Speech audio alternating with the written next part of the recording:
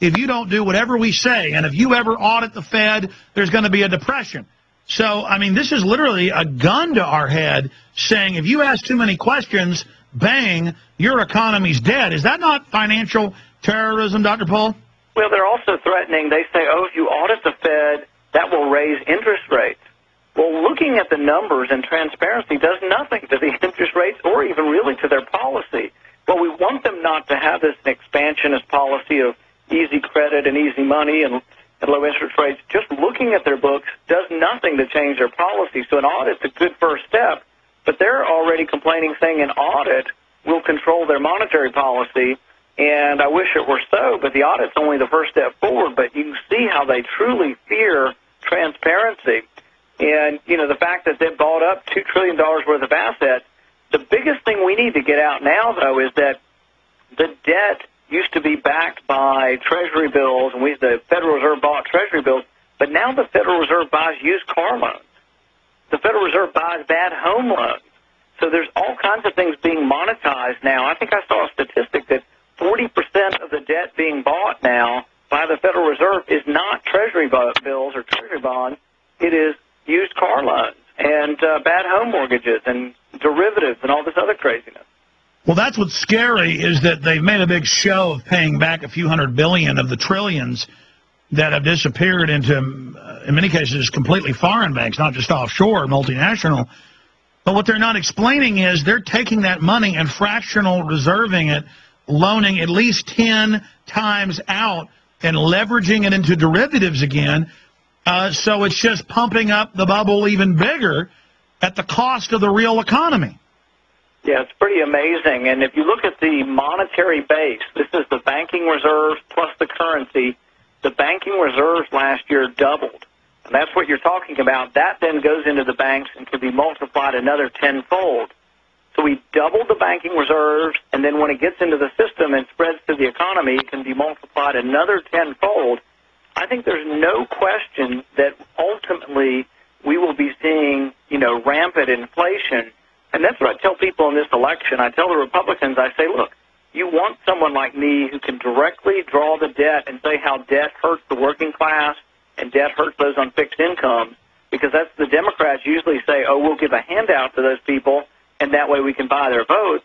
But I think we have a message, too, that appeals to people. We say, look, the debt causes inflation. High prices hurt those who are least able to afford the rising prices, and we're going to help you.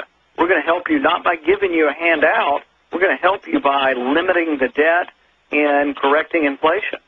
Well, Dr. Paul, look at the system these bankers create worldwide, a system of dependency, a system of bankrupting societies, creating debt bubbles so big that when they implode, it's a black hole.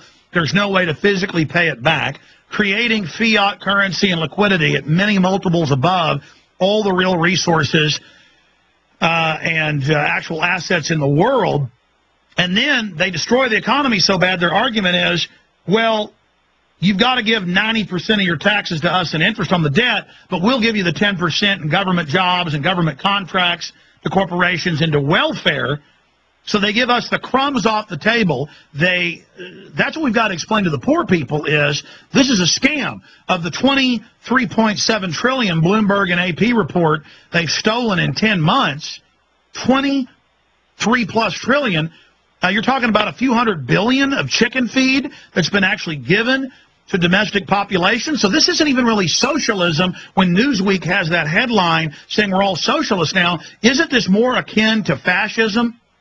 Well, exactly right. And then you look at, in one of the most galling and glaring episodes, we gave AIG $180 billion, and then we also gave most of their, multi-millionaire executives, we gave them retention bonuses for doing such a great job with their company. I think that kind of thing really galls the public. And the interesting thing in a Republican primary is that I haven't seen good statistics on this, but I can tell you from being out on the stump for 3 or 4 months, 80 to 90% or more Republican primary voters are against the bank bailout. I'll bet you 60 to 70% of Democrats are against it.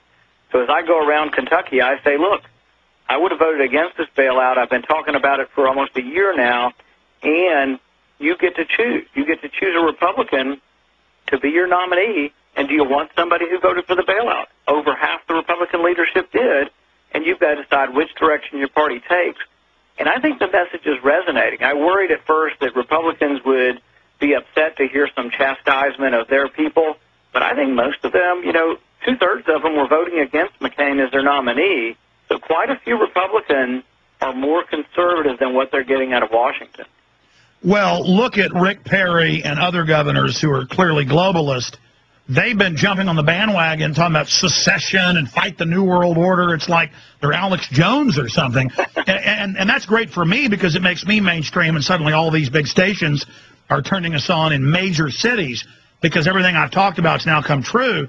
But really, they're only paying lip service. We need real McCoys like Ron Paul and Rand Paul and others who actually have a record and who have spent their whole lives voting and speaking and fighting for true freedom. And so now is the time for people to support folks like yourself. What can people do now? I mean, obviously, once you announce in 2 weeks, the real momentum will kick in. What can they do today to make sure you make that right decision to run for Senate out of Kentucky? Well, I told you earlier, Alex, last time I was on your show, your listeners shut down my website because they overdid it. We had to buy a bigger server. So we want your listeners to go and test out my website to see if they can overtax it.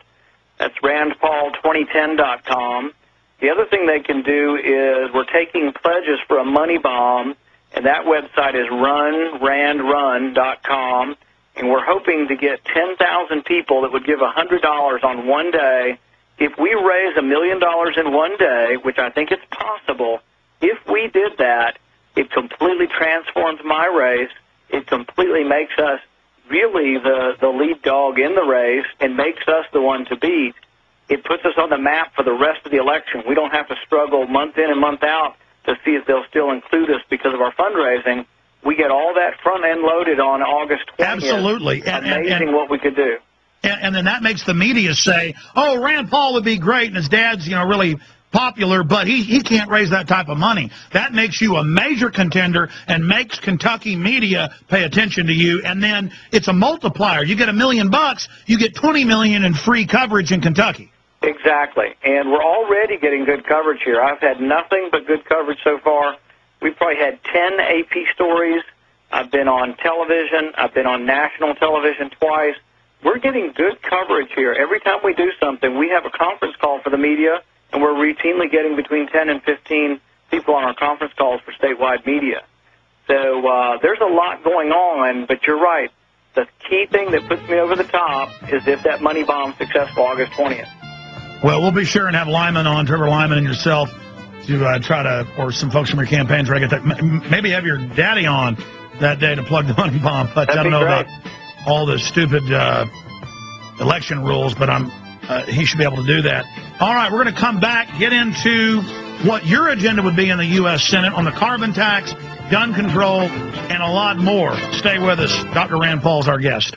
Well, we crashed their server.